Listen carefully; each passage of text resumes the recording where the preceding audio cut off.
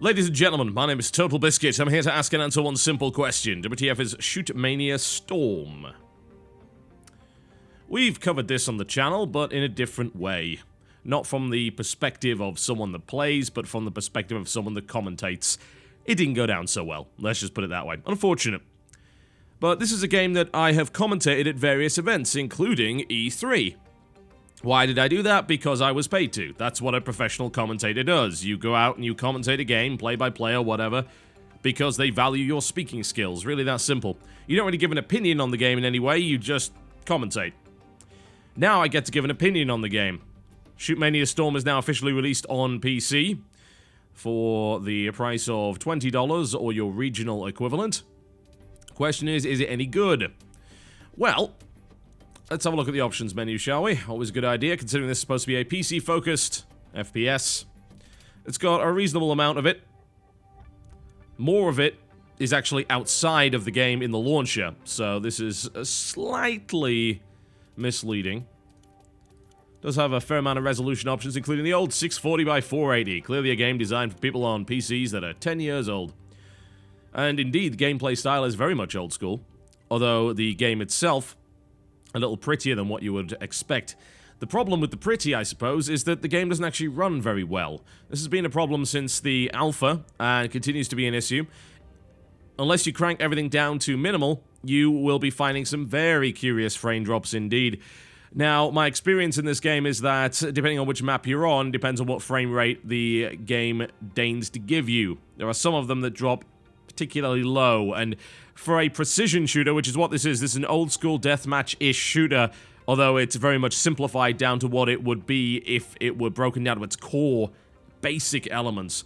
You would expect high frame rate. You have to have high frame rate. If you don't have high frame rate, you can't precisely aim, and I'm seeing drops across the board. This game doesn't run well with SLI either. My SLI Titan's got significantly lower frame rates than running a Titan on its own. And let's be honest, a Titan for a game like this is frickin' overkill, and yet it does not run well at all.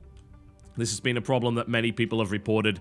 This is hardly individual, and you can check the beta forums for the game to find it. So the optimization seems to be the first key issue that needs to be addressed by NADEO in order to get this sorted out. You've got to have high frame rate in a game like this. You have no choice. Alright, so this interface right here is quite similar to what we saw with Trackmania. You see Trackmania Canyon right here. This is actually a game that I do have. And the whole point of this is to sort of link all of their games together. So if I had Trackmania Stadium, I would have this on this list as well. And this whole interface is called the Mania Planet. Don't necessarily see the point in it, necessarily, because I don't really feel the need to flip between Mania games. They are entirely different. They're not really linked by anything other than the principle behind them, which is create a basic, fun game to begin with, and then let the community build the rest. That's the idea behind it. And you'll notice here there are 4 main modes that are displayed for Shootmania. Royale. Oh, that's Royale as well. So I guess 3 main modes. Royale, Elite, and Joust. However, there are way more of them. So if we click on Shootmania Storm here, in this rather confusing interface, then we'll go to the Mania homepage, and we'll be able to find a whole bunch of different things, really. Local play editors. This is where the magic happens. The editors allow you to build pretty much anything you want, as well as edit a replay using their powerful replay system.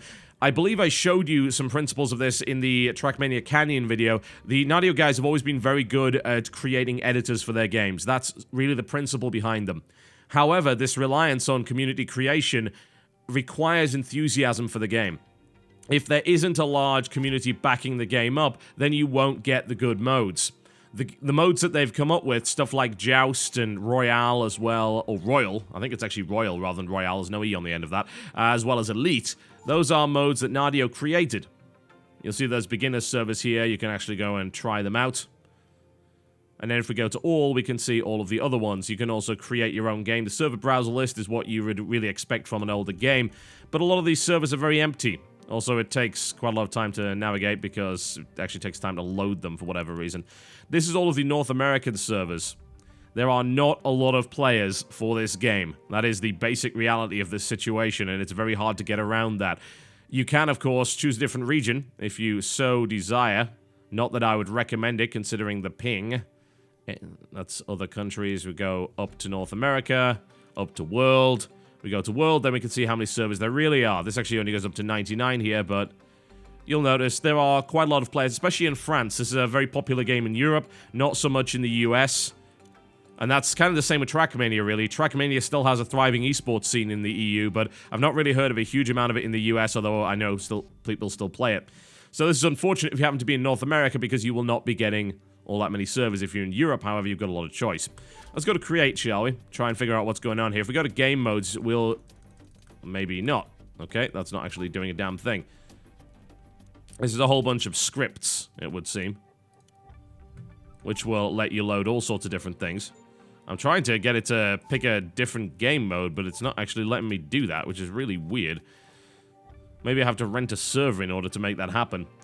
The funny thing about Trackmania and Shootmania games is that this interface is curiously basic and kind of clunky, but it does give you a huge amount of customization, which is pretty cool. But here, I guess, I don't know what any of this means. Do I load battlescript.txt? What does it do? This is the set here that actually tells you, but this is not exactly what I call newbie friendly. Can I load settings, match settings? No. So that's pretty hard to figure out, isn't it?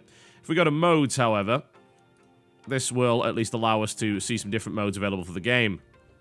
Joust, Heroes, Elite XP, Royal XP, Melee, Battle, Time Attack, Siege Realm.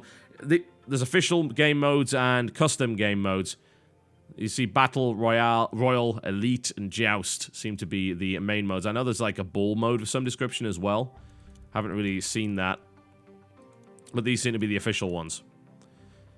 So it really is kind of up to the community or to NADEO to create some kind of compelling game mode. The question is what is available on this actually compelling? Good question. Good question. Let's join the Elite server. This is a server that I'm very much familiar with. This is a game mode that I understand. So we can go into this, because this is the game mode that I commentated, and I think this is probably the strongest game mode within it. Indeed, this is the mode that NADEO and Ubisoft chose for their competitive. The problem, I suppose, with the competitive aspect of this game is that really not a lot of people, aside from pro gamers, are actually getting into it, and to have a viable esport, you actually need people to play the game. If they don't play it, then you're not going to have a lot of people actually getting involved in it. Alright, so we're going to start off here with a little bit of spectating. Scoreboard hasn't loaded yet for whatever reason. You'll notice that we're currently spectating Kamek 3K. He is one of the defenders. The point of Elite mode is that it's 3-on-1 with 2 3-man teams. So it cycles through and you go back between defender and attacker. First to 9 points with a 2 clear point advantage wins. If there is no 2 clear point advantage, you play until there is one. So you need to kind of get the advantage on that one in order to succeed. Otherwise, the game could run off for quite some time. There is, I believe, a time limit on this by default.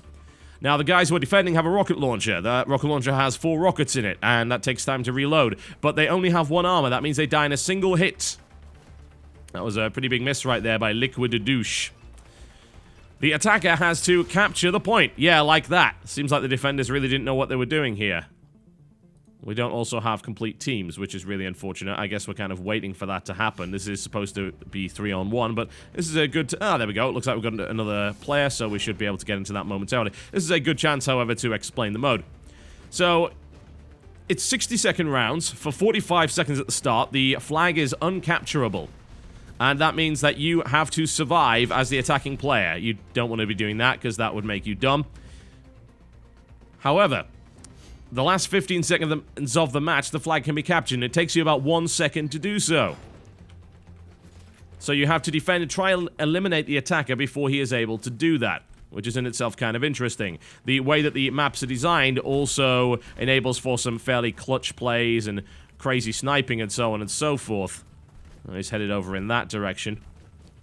I'm going to try and sneak up on him. Where'd he go? Where'd he go? I've lost track of him. Oh, he's airborne. He's airborne. Let's get him. At this point, we're kind of surrounding him. And he has 3 armor. So he can take 3 hits from our rocket launchers. You might want to get in kind of close with the rocket launchers. They're significantly harder to hit with than his railgun is. And obviously that's kind of an insta-give precision weapon. And there we go. We've taken him down, zoned him out quite nicely. and then it's going to swap around. So our team is now on the offensive, and during that we get to watch things from the perspective of the guy who's attacking. Obviously, you don't want to allow the players on the team to spectate from the... Oh god, we lost the player already? Well, I guess we're actually fine, we're filled up. You don't want to let the attackers spectate from the position of a defender. That would be kind of stupid. They can leak information to their team. That would be pretty bad for competitive mode. But I think you're kind of getting the idea. There isn't really a lot to it in terms of the mechanics. It's very simple, but it has a very high skill ceiling. You've got weapons that take a lot of practice to aim properly, rockets that have travel time, actual legitimate projectile weapons, as well as a railgun, or a laser as they like to call it in this particular game. I guess they don't really want the comparison to Quake for whatever reason. Shame, they probably should. However, the problem with this mode, for a lot of people, is that it is so simplistic. There is not a lot to it. It is a pure skill-based battle between people that have one weapon. There are some exceptions. On certain maps, you actually get the ability to stand on various pads or enter various areas which change your weapon type, which is kind of interesting and also has a little bit of strategy involved in it, as you might imagine. We're getting a little bit aggressive here. Liquiddouche is not the best shot from what we've seen, so I'm going to get him right close. Going to use the trees to try and zone him out here. Also try and boost using my stamina bar. Now, the movement system in this game is worthy of commentary because it's very interesting. The movement system allows you to glide as well as boost on a stamina bar right there, which is really quite intriguing. Now, depending on what you're standing on, depends on what you can actually do with it. There are, as I said, various pieces of terrain and various pads in the game. Tuck him out. Very nice. That allow you to change your movement properties, which is intriguing. It also does mean, however, that you do need to understand the map. Alright, here comes the tension right now, because I am, as you can probably see, going to be attacking here. Now they're going to try and immediately zone me out with rockets. Want to try and take a shot. That's a miss. Not so good there, and he's going to try and get in nice and close. I'm going to try and take him out in the process. I'm missing hard here. This is not going to work out so well. Last thing I want to do is get surrounded and get taken out. I've only got one armor left, so chances are I'm not going to get very far here at all. This is not good news. He's right up there. He's got the height advantage, and down I go pretty much immediately. It is a stressful position to be that ace for your team and be hunted by 3 players, and it's actually very, very compelling. It's an adrenaline rush. In fact, the whole game's kind of an adrenaline rush. They've managed to make the defenders an adrenaline rush because it's an insta-gib scenario. You die instantly if you get hit by that laser. It even warns you. It's like, oh, how accurate is it going to be? It gives you those little messages here and there saying, oh, you missed by a couple of centimeters. It's really close to you. Gotta watch it, gotta watch it. Gotta be really, really... Ah! Yeah, like that. Let him hit me. Oh! Takes him down with the second one as well, and suddenly I'm turned to commentator mode. And I'm one of those guys that really likes to spectate this game. Unfortunately, it seems like I'm in the minority. Shootmania events have had a huge amount of money pumped into them by Ubisoft and NADEO, and yet they're not getting spectated. The Shootmania finals were $100,000, and apparently they barely broke 1,000 concurrents. That's really bad. Like, if I stream, I can get 24,000 people watching me play a broken version of SimCity. So if you're going to throw $100,000 at a game in a tournament, you expect more people to watch it. I guess the question is this a compelling format for spectators? And a lot of people are saying it's not. And that is a real problem. I think it's a great mode to play. I think it's incredibly fun. I think 3-on-3 between friends, this would be an amazing mode. Cheering on your friends and getting really, really tense when it's one-on-one with one armor left. It's insane. It's a really great adrenaline rush game. You don't get that kind of clutch play in games like Call of Duty or Battlefield or anything along those lines. And it gives that old school vibe, but it's not an old school game, and that actually hurts it to some degree. Because if you think, oh, Quake 3 Arena, compare that, there's so many more weapons involved in Quake 3 Arena. There's so much more to it. It doesn't boil the game down to its essence. It is the essence that a lot of people are comparing this game to. You compare this to Unreal Tournament, and a lot of people will just say, Shootmania is not as fun. And there's the really big problem. You've got to convince people to play it. Not only that, but you're also talking about versus Quake Live, for instance, which is a free game, versus Xenotic, which is a free open source game.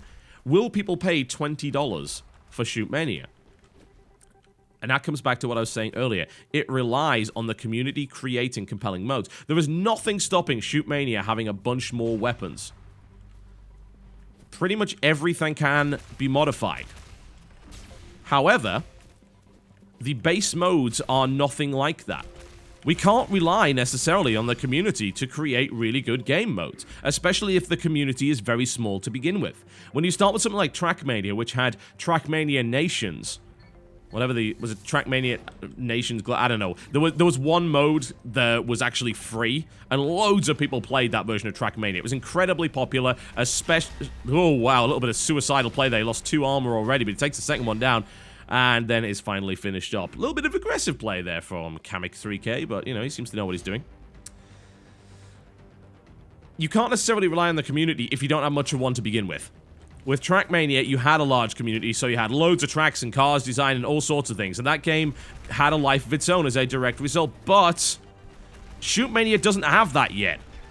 It really, really doesn't. And it has to. It's got to get it in order to be successful, in my opinion. Because you're up against so many other games.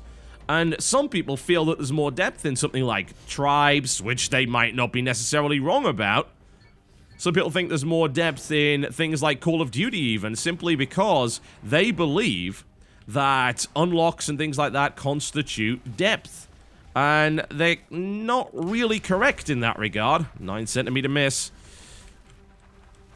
Uh-oh. Yeah, this is good. I'm not going to get anywhere. This map is not for me, I tell you. Good lord. Which side is it coming out of? He's probably coming out on the left. No, he's coming out right. Right over his head. And I'm dead. I'm in the water now. There's no way I'm going to get out of this. Can't fire in the water. GG, well played. I am dreadful at this game. It's going to be a hard sell to people, I think. Hard sell. And that is the end of that particular round, so there you go. Not exactly too many ranking points that I gain out of that, eh? Let's go check out some of the other modes, and let's see what's going on there, because, you know, this is the most hardcore mode available. There are a couple of other modes. Royale is one of them, which is basically a straight-up deathmatch with a kind of King of the Hill element to it. In fact, there is a beginner server right here that might actually work just fine for that, so let's leap into the beginner server. People around my kind of level, and we'll see how it goes. Now, in Royale mode, there is a pole in the center of the map which must be captured and generates a tornado. I believe for those outside of the tornado, they get killed by it. That's my understanding of it anyway. The game doesn't really explain it all that well. And otherwise, it's a case of capture that and kill people with rockets, because that is the weapon that you get. I believe there are some pads that you can stand on in various levels that will change your weapon type. Stuff like getting the rail and things like that, getting some kind of disruptor warp ability or something like that. I don't really know what's going on with that. Off zone has been activated. I assume that means that kind of everything outside of this area is probably going to get killed or something like that. It's hard to explain, because as I say, they don't really explain the mode very well. I'll have to maybe have another look at the game rules. I believe at the start you can check out the game rules by pressing F1. So I might have a look at them there and see if it explains it better. But again, it's a very basic deathmatch style game. And I don't know if that's actually what people want anymore. Is it satisfying to play? It really is. Like, its movement system, I absolutely love. You have a lot of control. There's some momentum in the movement system as well. So you've got that twitchy gameplay, but you've got a lot of things to master in terms of what you can do. You can do some wall jumping stuff here and there as well. There is a lot of precision movement involved in this game. There's a lot of precision combat involved in the game as well. Spammy combat is not exactly what this is all about. So there you go. Free for all. Survive as long as possible. Score a maximum amount of points. Bonus points rewarded for the pole capture and for each player hit. If the pole is captured, then the playing area will start to shrink. Yes, that's exactly what it is. So the tornado comes in. You got to stay in the eye of the storm in order to survive. So it's a really elegant game mode when you think about it, because it gradually draws people into this final battle. There's a ton of thought that's been put behind that. But the question, I suppose, is, does anybody actually care? I don't think I can actually capture this. I guess the pole... Oh, okay. He's got some kind of crazy disruptor weapon, I think. I don't want to get anywhere near that. There we go. I guess I can't capture the pole yet. It will tell me, I would imagine, when I can. Alright, where'd he go? Where'd he go? Okay, he's not here. Fair enough. I also like the map design. It seems like there's been a ton of thought put into that. It really, really has. Like, designing these maps for competitive play, rather than just being dumb, which is what a lot of FPSs do these days when they come to maps. And the maps just don't end up well designed in any way. Oh, looking for the shot. Didn't get it. Oh, damn it. Caught right out of the tornado. I wasn't aware it had even been captured. How did... It doesn't seem to actually tell you, which is really, really weird. How do I know if the pole has been captured or not? What is going on with that? I'm getting consistent confusion when it comes to this mode, I've got to say. It's a fun game mode. In fact, so is Elite and Joust and Battle and things like that. There's loads of fun game modes, but can you sell this simplistic game to modern gamers? Because a lot of people are going to turn around and say, oh, this is dumb, I should play it with Quake if I can get Quake and it's free and remember. And to be fair, as much as I'm portraying those people as idiots, that's actually a legitimate point. I could play Xenotic for free. And Xenotic is a straight-up deathmatch shooter with multiple weapons. And a lot of people find that multiple weapons equals depth. They're not wrong. They're really not wrong. Can you sell simplicity on a PC platform? Do people even care about competitive gaming anymore in the way that they used to? Alright, there's the poll capture. Okay. And I missed that one completely. And I'm gonna get flanked. That was dreadful. Oh, God. I suck. I guess it's nice that there's a high skill ceiling. There's a lot for me to learn here. There's a lot for me to figure out and discover, and I've got to learn how to play FPS again, because I'm used to playing these ridiculous hit-scan first-person shooters. And you know what? That doesn't help you in any way in this game. And you do get that old-school vibe. The music in particular is great. It very much reminds me of Unreal Tournament. And that is a cool thing indeed. Definitely a huge fan of the music. Sound assets are pretty good across the board. For the most part, it makes everything very, very clear. Turning the graphics options down to minimum seems like the kind of thing you would do as a competitive player. Last thing you want is bloom getting in your eyes and motion blur. Nah. Oh, he runs right into the whirlwind there. Not exactly ideal. So turning it down to minimum seems like the kind of thing you need to do, but I think NADEO and Ubisoft have got to look and say, we need a mode that is so fun that people come and play our game for it. We need our Dota. We can't necessarily rely on the community to do it because the community is too small, and it's a catch-22 situation. You don't get more people playing a game unless you've got a compelling game mode. And while I think Elite is a compelling game mode, I don't think the majority of gamers will. I don't think they all actually believe that. And that is unfortunate, is it not? Oh yes. Very unfortunate. Pick them off with rockets there. Maybe I have enough experience with older shooters to actually... sit the hell down! As I said, maybe I have enough experience with these kind of shooters to appreciate this more than other people would. But that doesn't mean they're wrong. It's like, oh, you play too much Call of Duty, you're a terrible video gamer. No. No. That doesn't mean that they're wrong. It's a legitimate thing to say. They like that kind of game. Who the hell are you to tell them otherwise? Absolutely not. Am I capturing the poll here? Did that actually... Yeah! Sweet! I actually won a round. I feel good about that. I feel really good about that. Cleaned house. Very, very nice. So can they convince them? Is the question. Can you be convinced to play Shootmania Storm?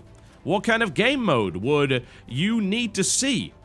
What is your problem with the game? Do you need to see more weapons? Do you need to see a more complex game mode? Do you just not like the look of it? What do you think is required in order to make Shootmania Storm a compelling experience for you? Let me know in the comments section below this video. I'm interested. I say, I have a very specific idea of what I want from a game, especially what I want from a spectator esport, but then a lot of you don't even watch esports, so how is that a valid thing to say? More often than not, it isn't. This is something that doesn't apply to a lot of people, so... you got to be concerned, especially if you're going to throw $100,000 tournaments. You got to be concerned that people aren't watching your game. That's not so good. If I can do a $1,000 StarCraft tournament and get 20 times your viewers, then something is wrong. And you've got to try and fix it. Question is, how do you do it? How do you fix spectator preference? It's hard to do.